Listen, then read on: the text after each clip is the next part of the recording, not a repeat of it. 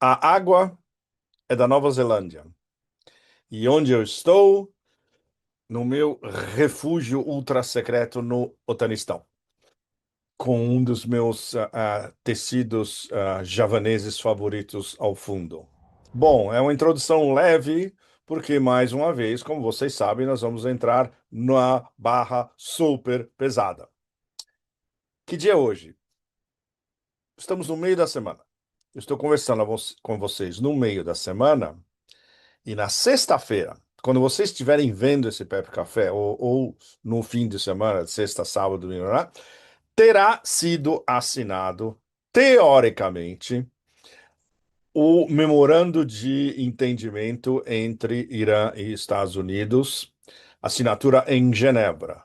No momento, o que a gente tem é, segundo os americanos, ninguém viu ainda fisicamente ou na frente uma cópia digital, uma assinatura eletrônica de Trump e do vice-presidente Vance.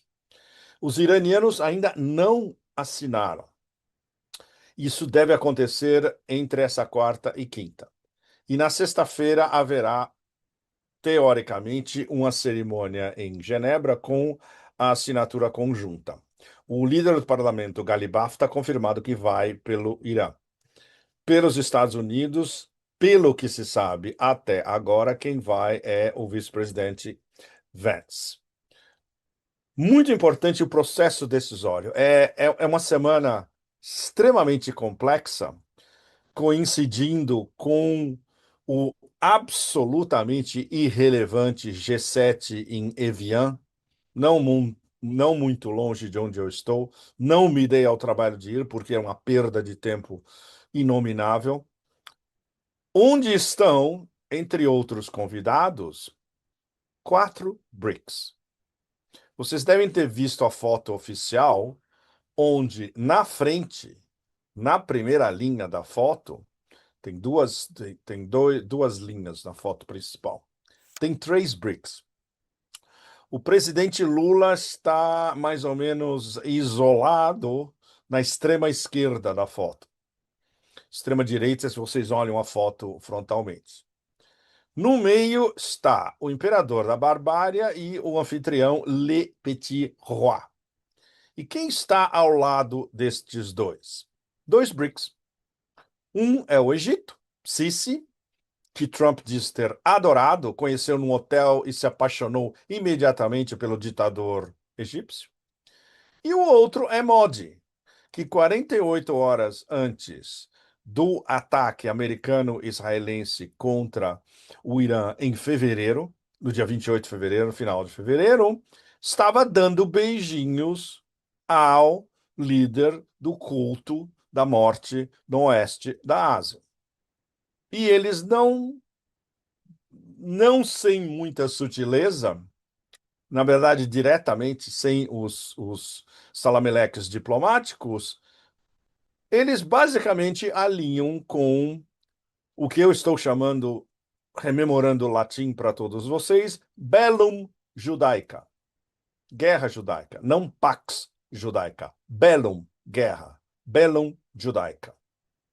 Então, tudo isso é muito complicado, porque está na frente do G7 e é uma incorporação de BRICS ao G7. E fora esses três BRICS, tinha um quarto BRICS também em Evian. MBZ, o líder, ele é o líder dos Emirados como um todo e é o líder direto de Abu Dhabi, que durante os 40 e poucos dias da guerra contra o Irã, a guerra América, Estados Unidos da América, Israel contra o Irã, os Emirados estavam em guerra frontal contra o Irã também. E isso vai ter consequências. E a aproximação possível entre Abu Dhabi e Teherã está sendo conduzida pelos paquistaneses, que, num esforço absolutamente inominável de semanas, convenceram já num primeiro passo um avião dos Emirados aterrissou em Teherã nos últimos dias com 2 bilhões de dólares cash em dinheiro vivo pagos ao Irã relativos a fundos iranianos que estavam congelados em Abu Dhabi. E isso é apenas o começo. Uma possível reaproximação Abu Dhabi e Teherã vai ser muito complicado. Quem está tentando, basicamente, os principais mediadores entre Irã e Estados Unidos? O Paquistão e, por trás, Catar e Oman também, que são membros do GCC, o Conselho de Cooperação do Golfo. Ok, para muitos de vocês, tudo isso deve soar mais demente do que reviver a expedição de Xerxes, o imperador persa, contra os gregos em 478, 480 a.C. É complicado. Como vocês sabem, então, o grande assunto global, fora a Copa do Mundo, evidentemente, fora, como vocês sabem mais do que ninguém, o Vozinha de Cabo Verde, o hat-trick do Messi, os 200 milhões de chutes do Uruguai no jogo que eles não conseguiram vencer e por aí vai. E, evidentemente, todo o drama da seleção brasileira. Eu não consigo nem imaginar como isso está sendo discutido no Brasil, literalmente em todo bar da esquina, em todas as esquinas e em todas as ruas. Bom, o grande tema é o quê? O que que é esse memorando de entendimento entre Estados Unidos e Irã? Bom, isso extravasou em Evian, no G7, foi falado a portas fechadas, evidentemente, e foi falado entre os membros e com os convidados também, os 4 BRICS, dos quais um deles estava envolvido diretamente na guerra, e os outros dois, mais uma vez, partidários de Bellum Judaica.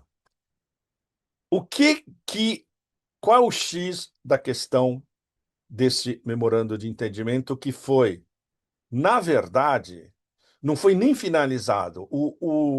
O ato final foi no domingo, porque ele estava a ponto de ser totalmente quebrado antes mesmo de um anúncio de uma das partes, no caso a parte americana, de que ia haver um memorando e que ele ia ser assinado na sexta-feira na Suíça.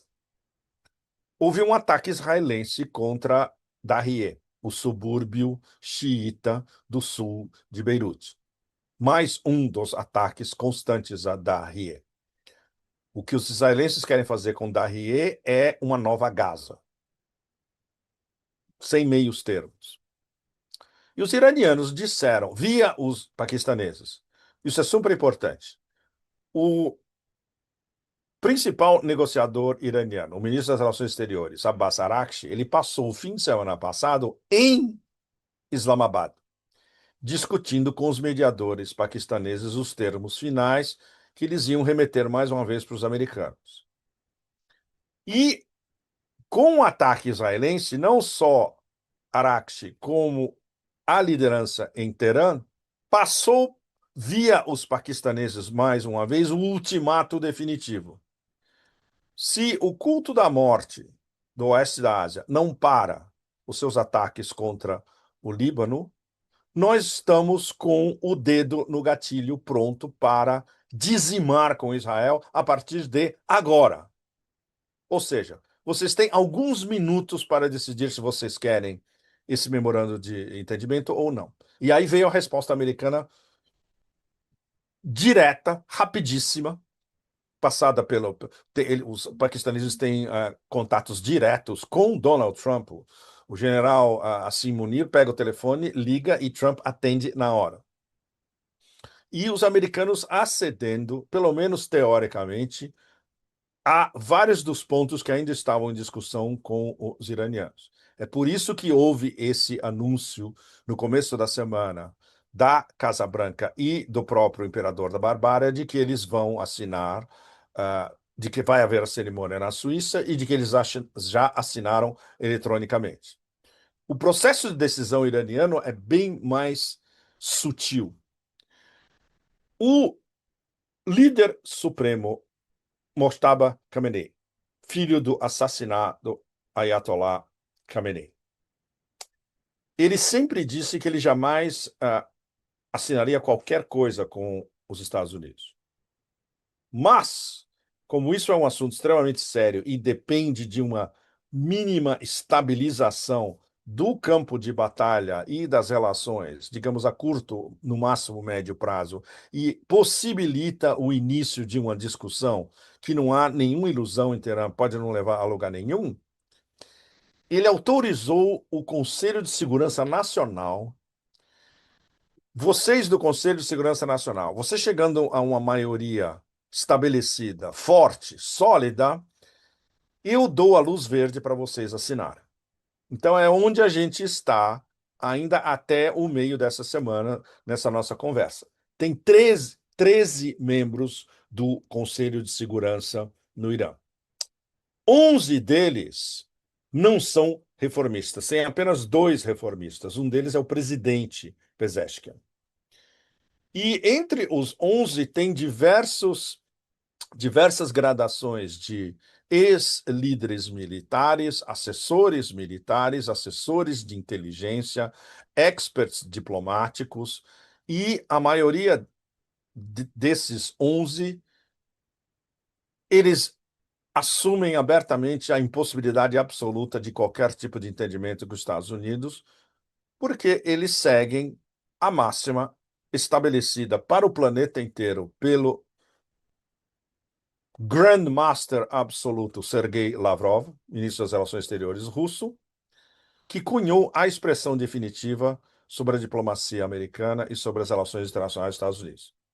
Os Estados Unidos não são compatíveis com qualquer tipo de acordo.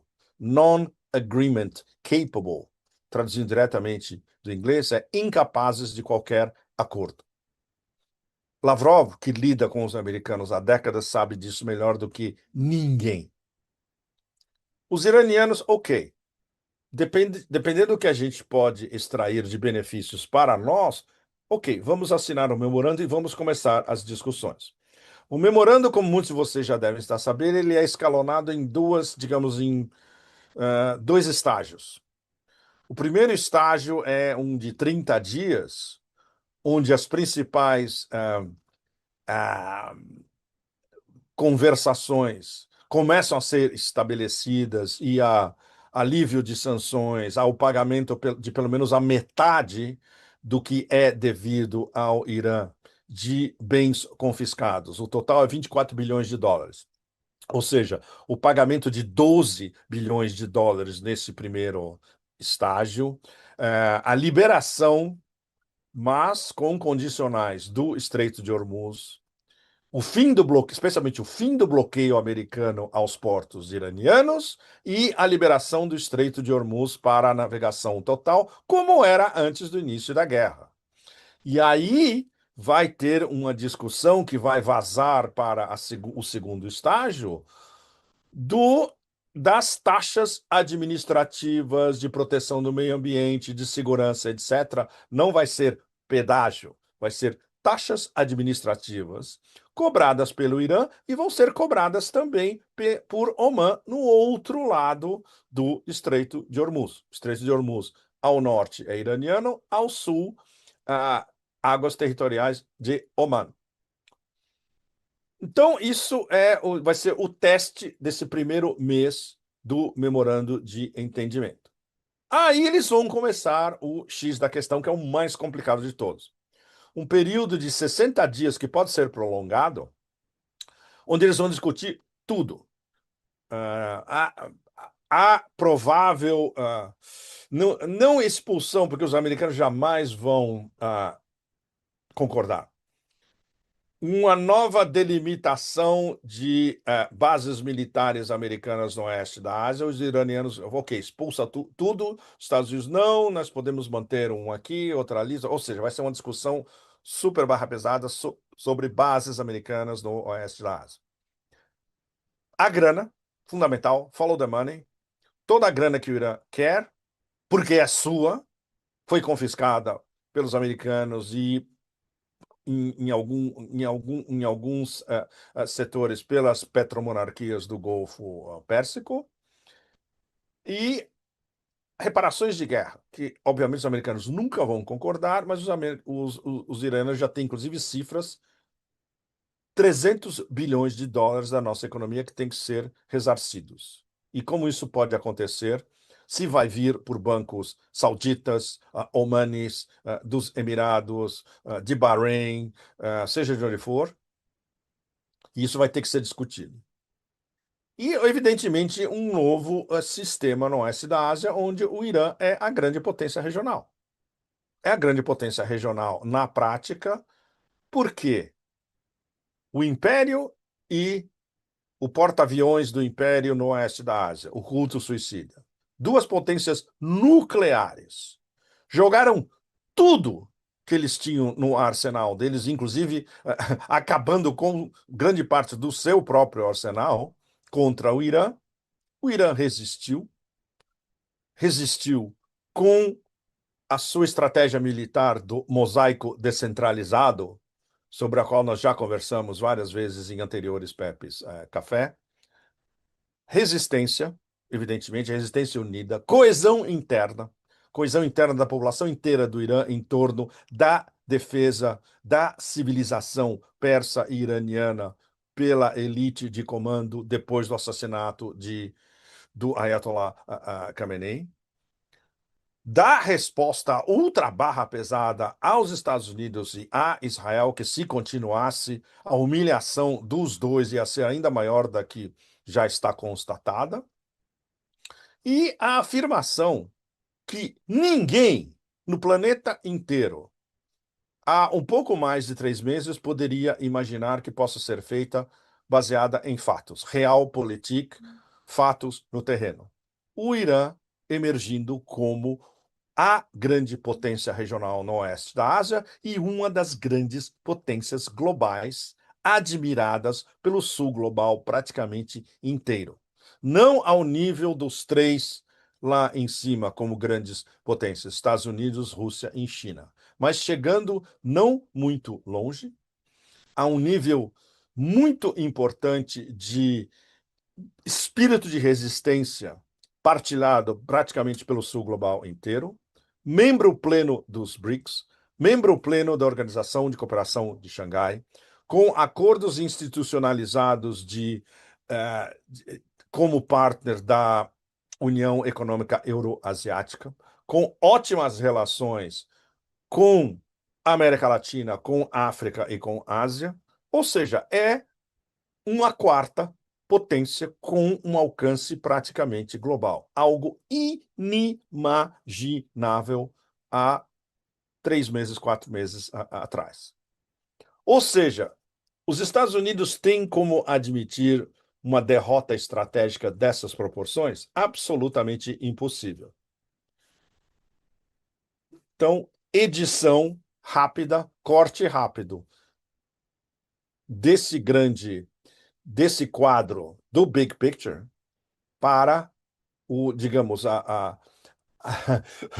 digamos, a pintura menor dentro do grande quadro, que é o que está à nossa frente, e que é, evidentemente, em termos muito mais pedestres, muito mais simplórios, poderíamos dizer. Eu estou recuperando o meu português antigo. O que o imperador da barbárie, que chega no G7 em Evian, entra na sala e diz, sem ironia nenhuma, eu sou o chefe. Riram, mas não riram da ironia. É aquele riso desconfortável de quem sabe perfeitamente que isso foi dito sem ironia nenhuma e a afirmação: quem manda aqui sou eu. E quem manda no G7 é ele mesmo. E quem manda nas relações internacionais do Ocidente inteiro, coletivo, fragmentado ou não, já está totalmente fragmentado, é ele. É uma constatação de facto. O que ele está tirando desse memorando de entendimento? Outra coisa que ele disse, que vocês devem ter visto e que nem conta como piada, na verdade. Ele falou que ele acabou com 10 guerras. Bom, Deixo para vocês nos comentários se divertirem a respeito. Ou seja, qualquer que seja o resultado nessa sexta-feira em Genebra e nos próximos dias e no início das negociações, não é que Trump esteja realmente assinando o memorando de entendimento. O que ele está assinando, basicamente, é um jogo para ganhar tempo. Ele está ganhando tempo ao mesmo tempo que ele está conseguindo mais ou menos acalmar os mercados globais de energia, de petróleo especialmente, e os mercados de bônus, e ao mesmo tempo começar a weaponizar, vamos entrar no novo vocabulário da língua portuguesa, ou seja, armar é, esse cessar-fogo, essa construção de cessar-fogo e rearmar os Estados Unidos para uma possível retomada da guerra mais tarde. Não seria esse ano, seria depois dos midterms, no fim do ano, onde tudo é possível. É muito provável que os republicanos percam as maiorias, que ele tome uma cacetada dos leitores, ou eles podem eventualmente guardar uma das casas no Congresso, mas vai ser um governo praticamente de um pato manco nos seus últimos 2 anos. Então, ele quer ganhar tempo, ele quer tentar amainar uma derrota que, no momento, é inevitável nos midterms, nas eleições de midterms do final do ano, e, evidentemente, com o Estreito de Hormuz liberado, especialmente liberado do dele, bloqueio, e já o bloqueio já parou na prática. Por exemplo, dessa terça para quarta-feira, a gente já sabe que pelo menos um supercargueiro iraniano saiu do porto de Chabahar, no sudeste do Irã, passou pelo bloqueio americano e está indo para a Ásia.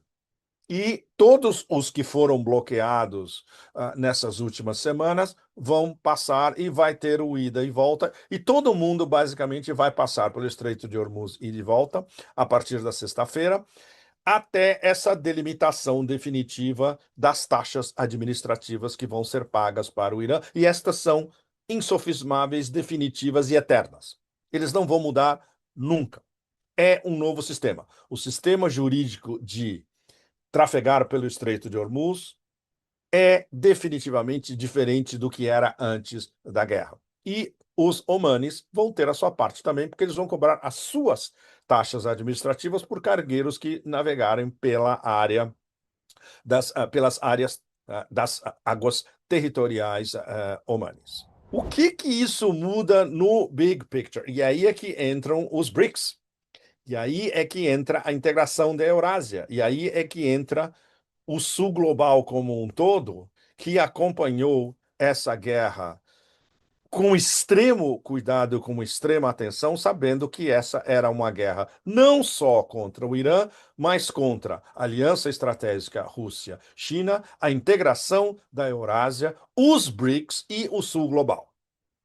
Todos esses eram alvos da guerra Estados Unidos-Israel contra o Irã. Ou seja, o máximo que a gente pode esperar, e essa é uma análise realista, de realpolitik mesmo, a partir da assinatura em Genebra do memorando de entendimento, é que a grande visão, ou demência, se vocês quiserem, imperial, no tabuleiro, no que se relaciona à ofensiva deles para desestabilizar o oeste da Ásia, como um front fundamental da Grande Guerra contra a parceria estratégica Rússia e China, não muda. Ela vai continuar, mas agora em slow motion. Ela vai desacelerar um pouco com um elemento de negação plausível. Os americanos dizendo, nós não temos nada a ver com isso, mas continuam operações de subversão, operações negras, operações sujas da CIA, tentativas de câmbio de regime, suborno de quintas, sextas, sétimas, décimas colunas dentro do Irã, etc. Nada disso muda, continua. E O elemento principal, que é isso que vocês não vão ver em manchetes nenhuma e não vão ver em movimentos nenhum. Isso é o que acontece atrás. Isso é o que acontece no teatro das sombras da geopolítica, que é o que movimenta as coisas que realmente contam.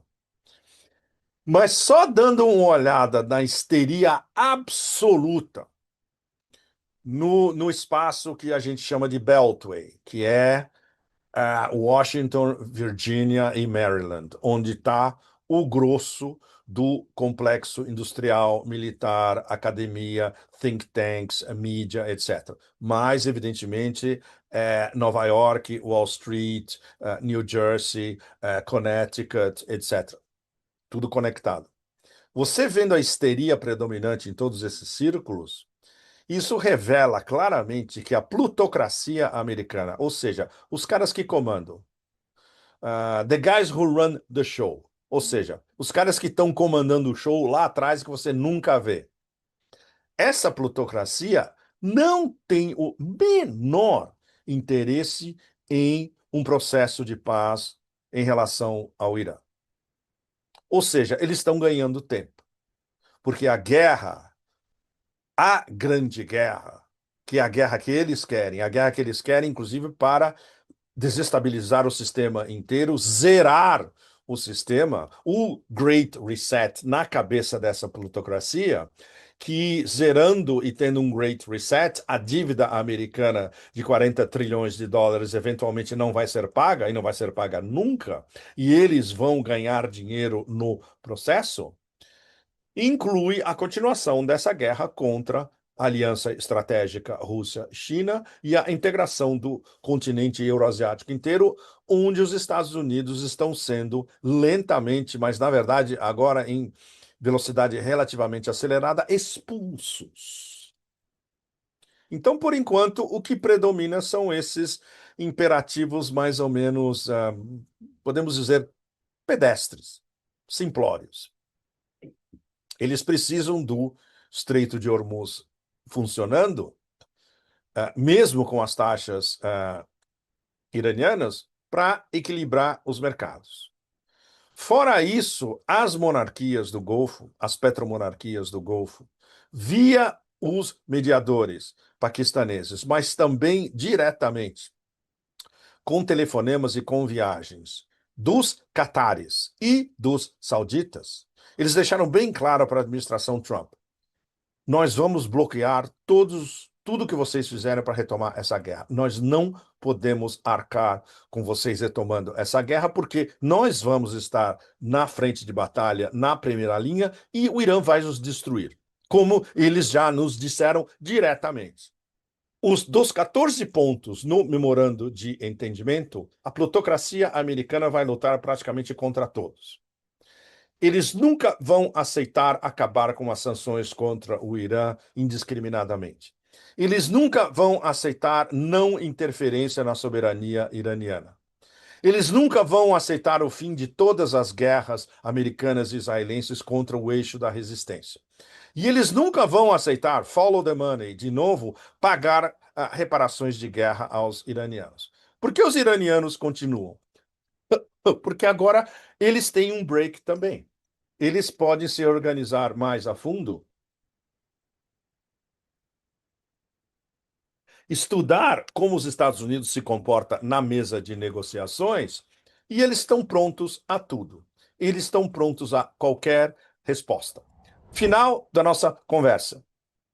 Vai ter um memorando assinado em Genebra, não vai quebrar a aliança Irã, Rússia e China. A luta continua e o Irã está vencendo por uma associação que pode ser conhecida pelo Sul Global, Brasil, inclusive, diretamente, sem rodeios. Soberania e independência. Muito obrigado a vocês todos do Refúgio da Alcova no Otanistão. Até a semana que vem e vamos ver para onde vai o futuro do Oeste da Ásia depois do memorando de entendimento assinado em Genebra. E quanto ao G7, você já deve saber. Ninguém nem lembra que ele aconteceu. Tchau, tchau. Obrigado.